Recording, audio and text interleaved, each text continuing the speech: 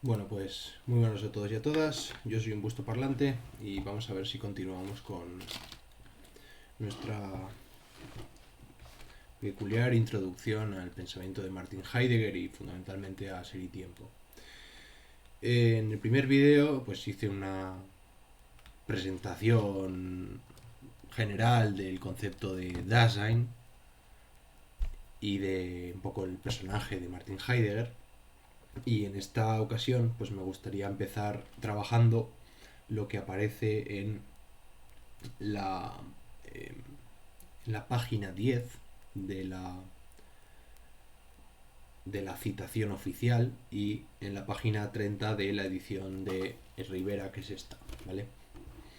Bien, entonces está Heidegger en el tercer parágrafo titulado La primacía ontológica de la pregunta por el ser, discutiendo acerca de las ciencias, ¿no? O de lo que, digamos, del fundamento de las ciencias. Voy a leer brevemente el fragmento que quiero considerar ahora y vamos a ir comentándolo brevemente, ¿de acuerdo?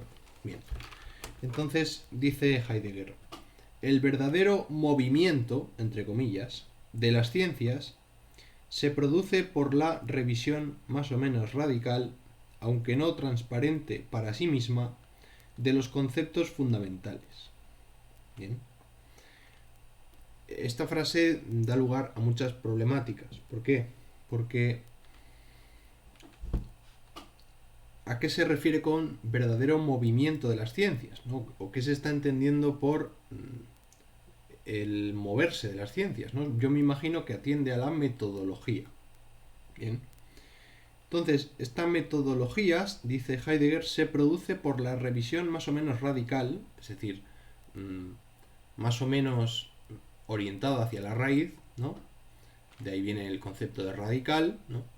Apuesta de mirada o de profundización hasta la raíz de la cuestión. Y entre paréntesis pone aunque no transparente para sí misma. Y aquí el propio Eduardo Rivera nos lleva a las notas finales y nos dice básicamente que en el texto original el paréntesis no contenía la negación. Es decir, que el paréntesis decía aunque transparente para sí mismo. Bien, ¿por qué Heidegger introduce aquí el no? Es decir, ¿por qué no es transparente para sí mismo el cuestionarse radical de la metodología científica para cada ciencia en particular? Yo creo que, en resumen, lo que quiere mostrar, porque yo creo que al final en la introducción de la negación de ese no, lo que viene es a clarificar mejor o a mostrar de una manera más clara lo que se quiere decir. Bien, ¿qué es lo que se quiere decir? Básicamente, en mi opinión, dice lo siguiente, que toda ciencia presupone siempre una ontología, una metafísica, es decir, una concepción del ser en general, para poder empezar a trabajar, ¿no? Bien, pero que esta ontología, que se presupone siempre en toda ciencia, es ciega para sí misma. Es decir, no profundiza, en parte porque no puede, porque ninguna ciencia puede hacerse la pregunta por el ser, más que la ciencia estricta de Husserl, ¿no? En todo caso, la fenomenología, podríamos decir, que sí que sería la ciencia, la ontología, ¿no? Entendida como ciencia. Solo la ontología, en tanto que tal, se preocupa por sí misma y, por tanto, intenta escudriñar, ¿no? O dilucidar el sentido del ser. Dice Heidegger que esto es especialmente llamativo en las ciencias humanas. Bien, vamos a continuar leyendo un poquito más. Dice, el nivel de una ciencia se determina por su mayor o menor capacidad de experimentar una crisis en sus conceptos fundamentales. Bien, ¿a qué se refiere con conceptos fundamentales? Yo creo que con conceptos fundamentales se refiere a la la guía o el principio de una metodología, que es lo que da lugar a una comprensión previa de los objetos de estudio. Es decir, que se está presuponiendo siempre lo que es el ser humano para investigar lo que es. Esto lo vamos a ver muy bien en el ejemplo que pone, ¿no? Un poco más adelante. Sigo leyendo. En estas crisis inmanentes de las ciencias se tambalea la relación de la investigación positiva con las cosas interrogadas mismas. Las diversas disciplinas muestran hoy por doquier la tendencia a establecer nuevos fundamentos para su investigación. Bien, y aquí viene el ejemplo. Dice, la propia matemática, que es aparentemente la ciencia más rigurosa y más sólidamente construida, ha experimentado una, lo dice entre comillas, crisis de fundamentos. La disputa entre el formalismo y el intuicionismo gira en torno a la obtención y aseguramiento de la forma primaria de acceso a lo que debe ser objeto de esta ciencia. Bien, ¿qué significa esto?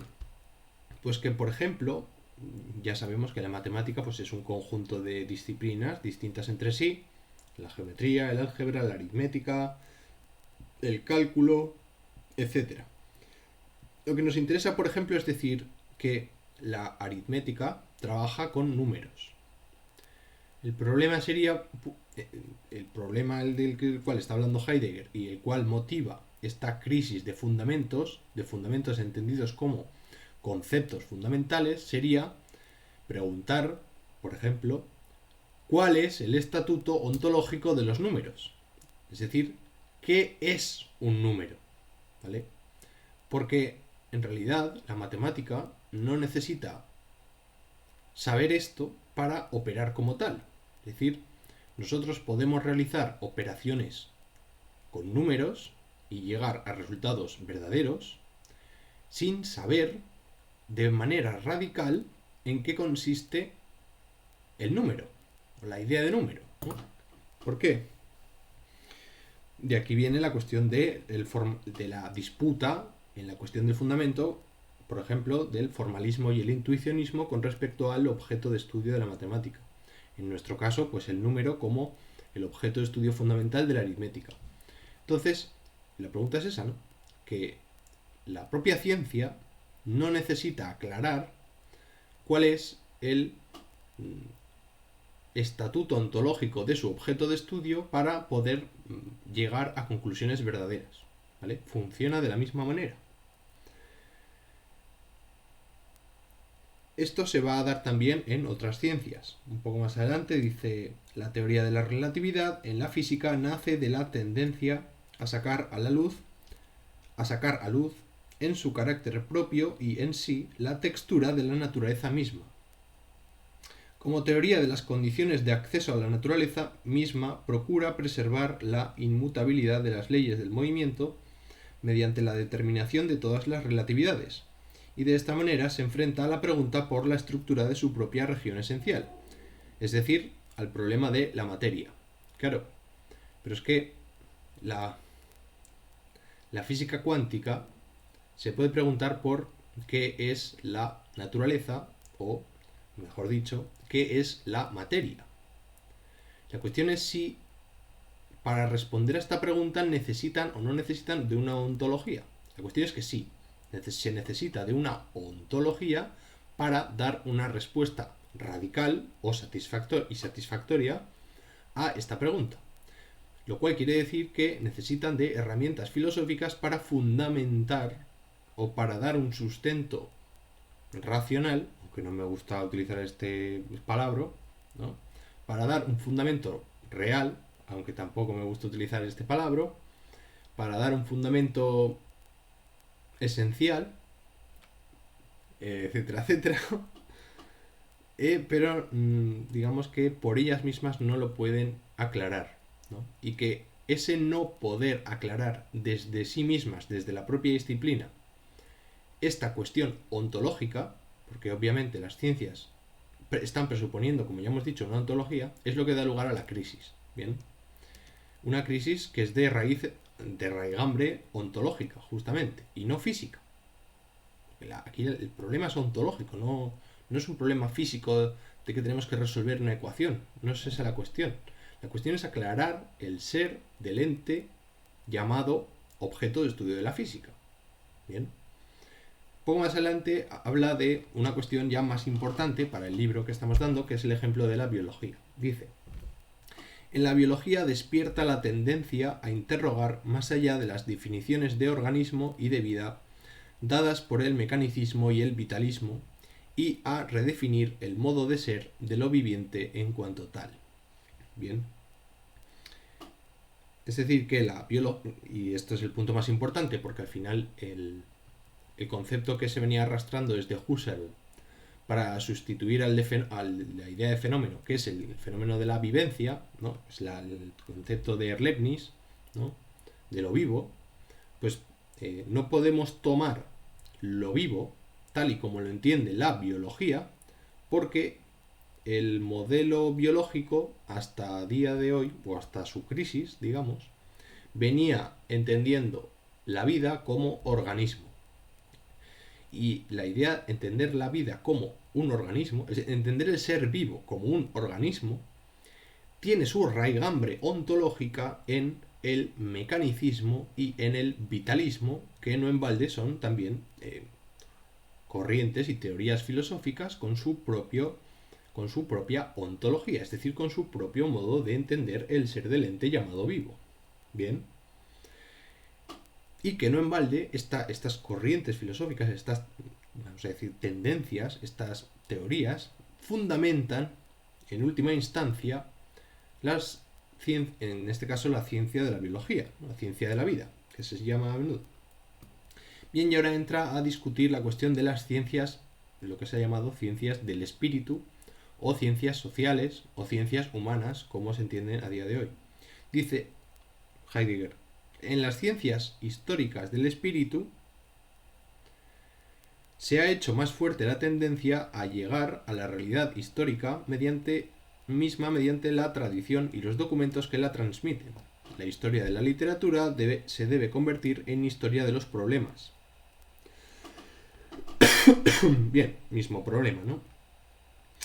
Aquí nos estamos dando cuenta cómo la orientación filosófica, entendida como cosmovisión, de las ciencias, sean naturales, sean del espíritu o sociales, son anteriores y son ciegas al propio análisis que hacen del propio ente en sus propios términos.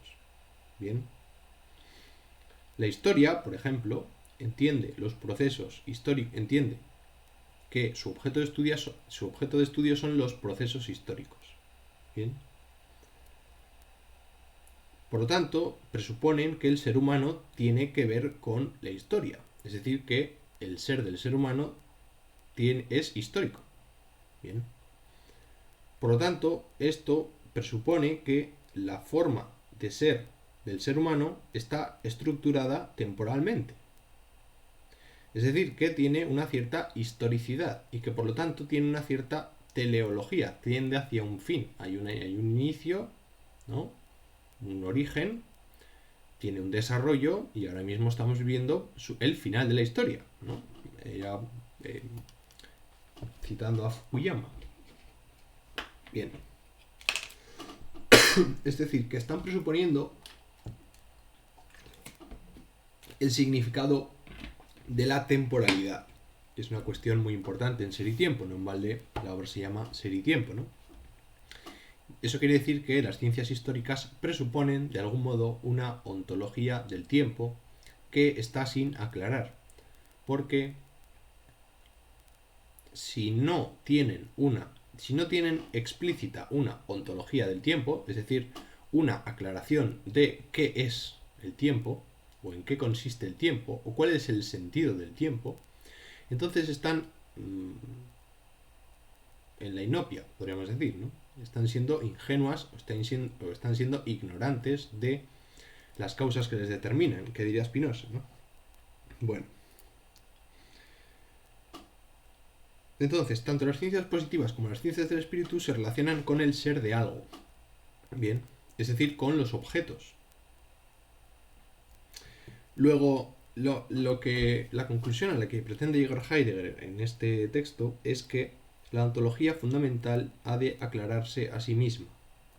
Para poder hablar de ontología con respecto al mundo, es decir, de cuál es el ser de la historia, cuál es el ser de la vida, cuál es el ser de la materia o la naturaleza, cuál es el ser de los átomos, cuál es el ser de los números, etcétera, etcétera, etcétera. Para preguntar por eso, lo primero que tenemos que hacer es preguntar por el propio ser de la ontología, para aclarar en qué consiste la ontología, justamente, ¿no? Que es el gran problema, porque si no tenemos una buena herramienta para evaluar el ser en general, pues difícilmente lleguemos a unas conclusiones acertadas o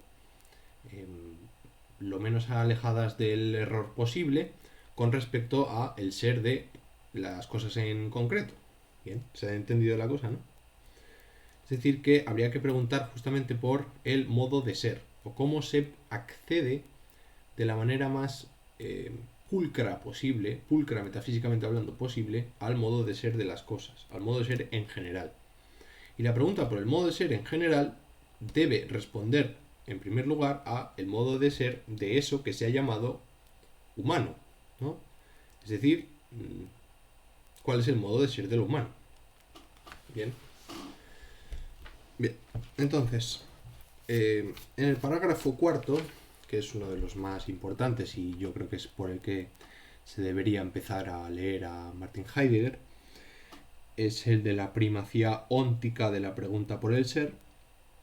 Nos viene a presentar la cuestión de la diferencia entre lo óntico y lo ontológico. Bien, y cómo se traduce esto en términos ontológicos, ¿no? En última instancia, ¿no? Es donde se está planteando la cuestión de la diferencia ontológica, famosa, la diferencia entre el ser y el ente. Bien. Entonces, para Heidegger, la ciencia, o lo que nosotros vamos a llamar el estudio teórico de la realidad, el estudio, también lo voy a llamar Heidegger teorético, ¿vale? El estudio objetivante de la realidad, el modo de conocer lo real a través de la ciencia, de los conceptos abstractos, ¿vale? Todo esto es un modo de ser secundario o es un modo de ser de segundo orden, ¿vale? Es un modo de ser derivado del comportamiento originario, de lo que se va a llamar comportamiento originario, ¿bien? Que va a ser el comportamiento preteorético, que es el en el que se funda y en el que se origina el pensamiento teorético. Porque antes de conocer, es decir, antes de tener un conocimiento teórico de lo que se nos da, vamos a decirlo lo más fenoménicamente posible, es decir, antes de decir yo conozco, ¿vale? Antes de aparecer el yo cognoscente, ¿no? El ego cogito, justamente cartesiano, el ente que conoce, antes de eso vivimos, ¿vale? Va a ser la respuesta heideggeriana. Antes de conocer, simplemente tenemos vivimos, ¿vale? Esto significa la vivencia entendida como la vivencia en primera persona, el comportamiento en primera persona, el yo soy o yo existo.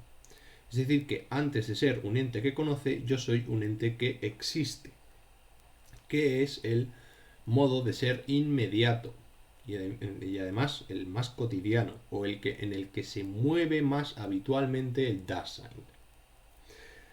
Luego, el yo teórico, ¿vale?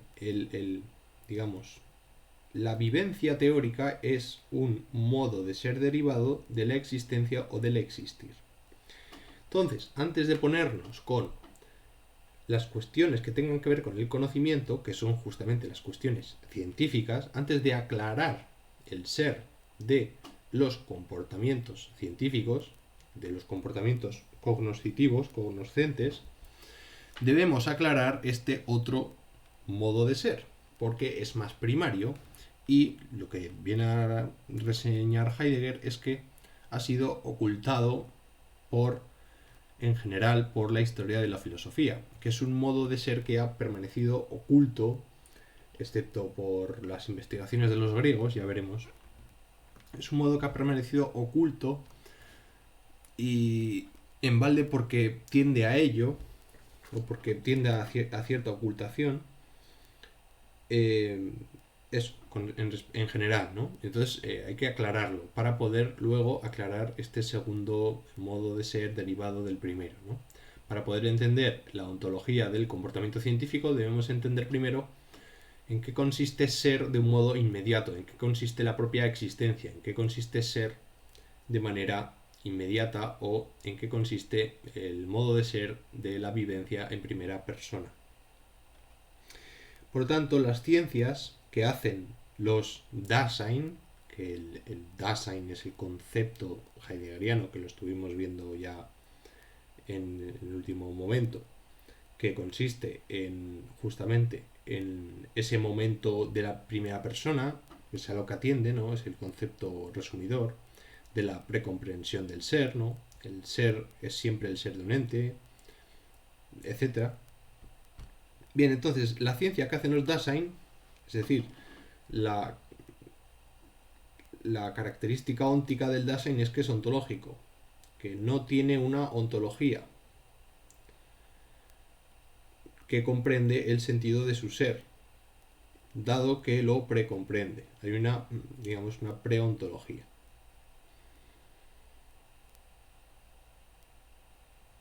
¿Qué es lo que se quiere decir aquí? Que no está hecha la ontología del ser en general porque se presupone. Porque ya de algún modo estamos metidos siempre ahí. Y se empieza a trabajar desde ahí. Que siempre hay que empezar a trabajar desde algún punto de partida. Y ese punto de partida ya siempre está construido. El Dasein siempre tiene una relación inmediata con su propio ser. Y eso es una cuestión que no se puede, digamos, no podemos retroceder más allá.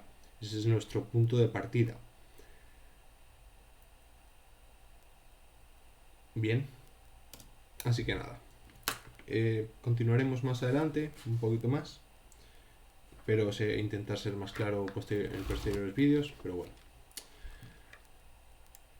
Tampoco me da mucho más la chaveta. Vale, así que nada, nos vemos. Hasta la próxima.